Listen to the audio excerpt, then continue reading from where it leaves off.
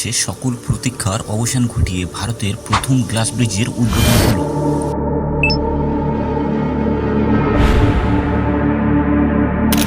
জানা গিয়েছে, তামিলনাড়ুর মুখ্যমন্ত্রী এম.কে স্ট্যালিন সোমবার সন্ধ্যায় কন্যাকুমারীর তীরে বিবেকানন্দ রক মেমোরিয়াল এবং 133 ফুট উঁচু তিরুভাল্লুবার মূর্তি সংযোগকারী 77 মিটার দীর্ঘ এবং 10 মিটার চওড়া কাঁচের সেতুর উদ্বোধন করেন।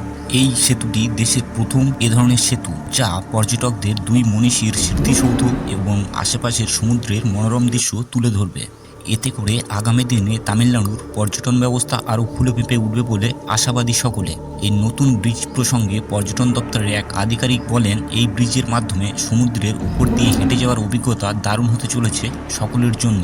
প্রয়াত মুখ্যমন্ত্রী এম করুণানিধি কর্তৃক তিরুভাল্লুবার মূর্তি উন্মোচনের রজত জয়ন্তী উপলক্ষে রাজ্য সরকার কর্তৃক 37 কোটি টাকা ব্যয়ে নির্মিত এই গ্লাস ব্রিজটি।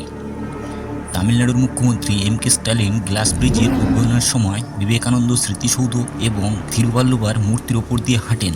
থিলান কাচের সেতুটি বিশেষভাবে ডিজাইন করা হয়েছে।